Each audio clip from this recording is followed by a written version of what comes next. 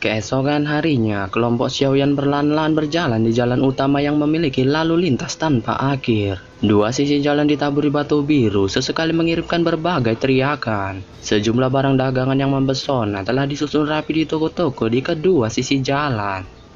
Dikabarkan bahwa leluhur klan Luo mengundang para pekerja untuk memperbaiki lubang cacing. Kita bisa pergi dan melihatnya. Kita akan memutuskan apakah akan memberikan bantuan tergantung pada situasinya. Bagaimanapun, paksi di dalam kota Horizon terlalu rumit. Sangat konyol bagi kita untuk terlibat. Kaki Xiaoyan perlahan melangkah maju. Tatapannya melihat toko-toko di kedua sisi jalan, sementara mulutnya berbicara dengan tidak peduli. Iya, Du. Dokter peri kecil mengangguk ketika dia mendengar kata-kata Xiaoyan. Kruduk, kruduk, kruduk. Gelombang kaki kuda tiba-tiba muncul dari depan jalan sementara Xiaoyan sedang berbicara dengan dokter peri kecil. Segera jalanan menjadi kacau. Sosok merah bergerak dari ujung jalan dan menabrak banyak orang di sepanjang jalan. Ketika para pejalan kaki ini melihat dengan mata serius, mereka menemukan bahwa ada seorang wanita muda dengan pakaian merah terang di atas kuda. Wanita muda itu tampak sangat cantik, tetapi ada sikap sombong terlihat di raut wajahnya. Cambuk merah tergantung di pinggangnya, sementara tahuannya bergema di sepanjang jalan. Kuda merah yang dinaiki wanita muda itu seperti nyala api yang bergerak dari kejauhan. Dalam hitungan detik, dia muncul tidak jauh dari kelompok Xiaoyan. Dogi yang baik tidak menghalangi jalan. Kalian semua minggir untuk nona ini. Kalau tidak ada yang akan bertanggung jawab jika kalian diinjak sampai mati. Wanita muda berpakaian merah itu berteriak. Wajahnya langsung menjadi marah saat dia melihat beberapa sosok di depannya yang menghalangi jalan. Xiaoyan yang awalnya akan menghindar segera menunjukkan ekspresi marah ketika dia mendengar kata-kata wanita muda ini. Dia paling tidak menyukai wanita sombong semacam ini. Dia terus perlahan berjalan ke depan tanpa mengangkat matanya dan menghiraukan wanita muda itu. Kamu mencari kematian. Tindakan Xiaoyan ini secara alami dilihat mata wanita muda berpakaian merah itu. Dia mendengus ketiga tangannya meraih cambuk. Segera cambuk itu membawa angin tajam saat diayunkan ke arah Xiaoyan. Wajah Xiaoyan tetap santuy melihat tindakan wanita muda itu. Dia mengepalkan tangannya dan cambuk itu secara otomatis ditangkap. Setelah itu dia menariknya. Hah? Kekuatan besar yang muncul dari cambuknya menyebabkan wanita muda berpakaian merah itu mengeluarkan teriakan tajam. Tubuhnya ditarik turun dari kuda dan dia terpental ke tanah. Seorang brengsek, kamu berani menyerangku?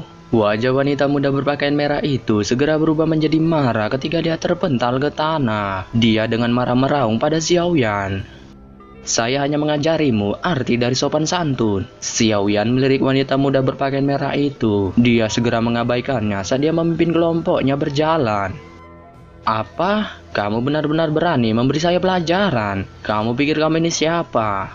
Kata-kata tidak peduli yang diberikan Xiaoyan benar-benar membuat marah wanita muda berpakaian merah ini. Segera suaranya menjadi jauh lebih tajam. Paman Hua, Paman Lui, habisi dia. Teriakan tajam wanita muda itu baru saja terdengar ketika dua sosok tua bangka dengan cepat menghalangi kelompok Xiaoyan. Teman, nona muda klan saya memang sedikit nakal. Namun, bagaimanapun dia adalah seorang gadis. Bukankah itu sedikit tidak pantas bagimu untuk memperlakukannya seperti ini? Salah seorang pria tua itu melihat ke arah Xiaoyan saat dia berbicara. Itulah sebabnya dia saat ini masih hidup. Xiaoyan mengangkat matanya. Suaranya masih santuy. Ekspresi kedua pria tua itu sedikit berubah di hadapan kata-kata santuy Xiaoyan. Seketika, mata mereka menjadi ganas.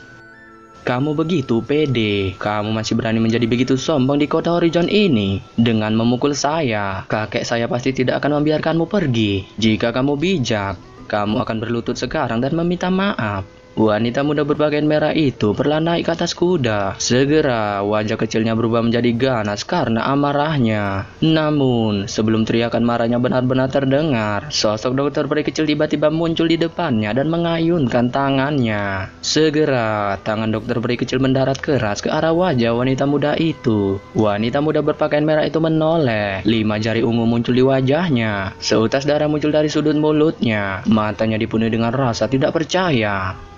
Aku akan membunuhmu jika kamu berani mengutukku lagi. Suara tidak peduli dokter peri kecil yang dipenuhi dengan niat baku hantam perlahan terdengar dari depan wanita muda berpakaian merah itu menyebabkan tubuhnya bergetar.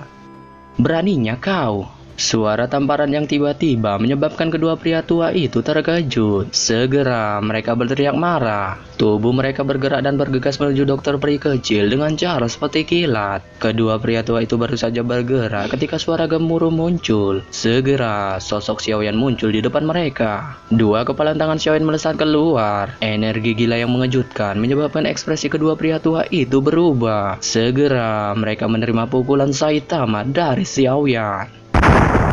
Suara daging bertabrakan tiba-tiba terdengar. Segera kedua pria tua itu dengan cepat mundur. Kamu hanya bisa menyalahkan dirimu sendiri untuk masalah ini hari ini. Jika kamu terus merasa sok hebat di sini, jangan salahkan saya karena kejam. Tatapan Xiaoyan ganas saat dia melihat kedua pria tua itu. Niat baku hantam di matanya membara. Kedua pria tua itu tidak berani melakukan gerakan sedikit pun setelah terhalang oleh kekuatan yang ditunjukkan Xiaoyan. Mereka hanya bisa menangis dengan sedih. Teman, aku adalah anggota klan Luo. Wanita muda yang menyinggungmu sebelumnya adalah Rindu muda klan Luo. Tolong jangan sakiti dia karena klan Luo. Salah seorang pria tua itu menghela napas saat dia menangkupkan kedua tangannya dan memohon kepada Xiaoyan. Klan Luo? Xiaoyan sedikit terkejut ketika dia mendengar kata-kata pria tua itu. Kamu berani menamparku. Sementara itu, wanita muda berpakaian merah itu akhirnya pulih dari kondisinya yang terdiam. Dia mengusap tanda jari di wajahnya. Tangannya gemetar ketika dia menunjuk dokter peri kecil di depannya. Setelah kata-katanya terdengar, wanita muda berpakaian merah itu mengeluarkan piring batu dari cincin penyimpanannya dengan amarahnya. Setelah itu, dia dengan kasar memecah piring batu itu dan dengan kejam berkata, "Wanita tulul, kamu berani menamparku. Kakekku tidak akan membiarkanmu pergi. Begitu kamu kutangkap, aku pasti akan memotong jarimu satu persatu." Tatapan dokter peri kecil melirik wanita muda berpakaian merah itu dengan ganas ketika wanita muda itu mengutuknya dengan kejam. Segera, suara tidak peduli dikirim dari samping telinganya.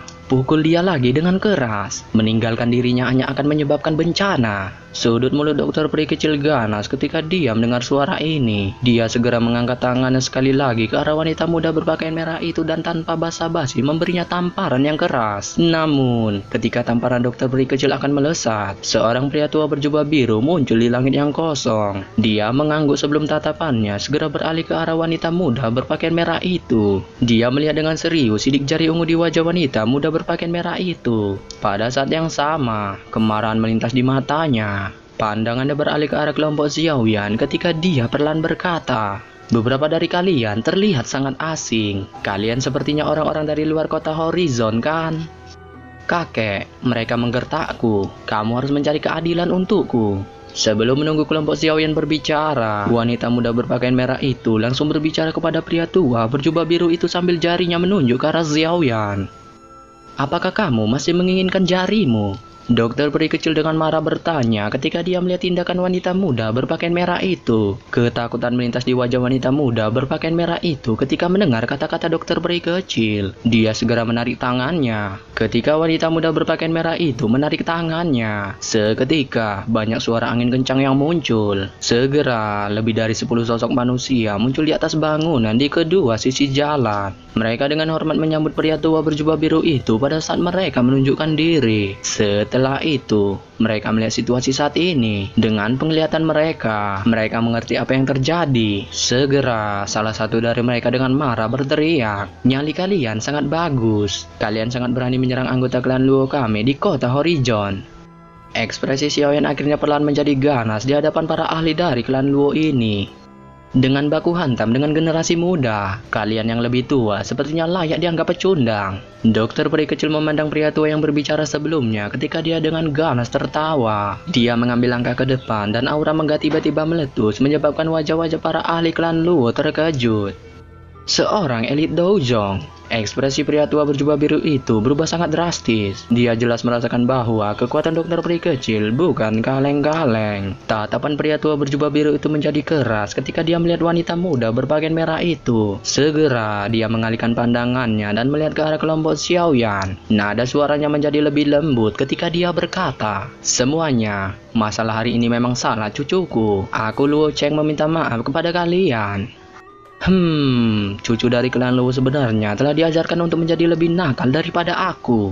Jian melirik pria tua berjubah biru yang bernama Liu Cheng sebelum mendengus. Liu Cheng mengalihkan pandangannya ke arah Jian. Keterkejutan juga muncul di matanya.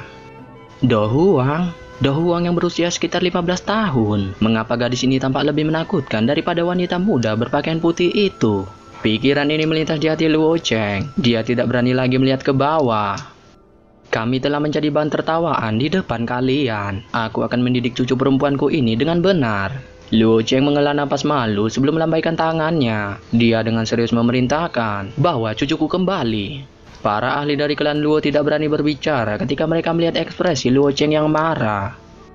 Sepertinya gadis itu sangat sial hari ini, tapi itu juga sangat baik untuknya. Perlakukan itu sebagai pelajaran. Pasangan ahli dari klan Luo berinteraksi satu sama lain. Mereka mengeluarkan tawa sebelum melangkah maju dan secara paksa meraih wanita muda berpakaian merah itu. Sadar bahwa dia telah menyebabkan banyak masalah, wanita muda berpakaian merah itu tidak berani menggerutu ketika dia membiarkan dirinya dibawa pergi oleh para ahli klan Luo. Ekspresi Xiaoyan tenang saat dia menyaksikan kejadian ini. Baru setelah wanita berpakaian merah itu dibawa pergi, dia berbicara dengan suara lemah. Setelah berbicara, dia menuju keluar jalan. Dokter peri kecil, Jian, dan Xilan mengikuti di belakang.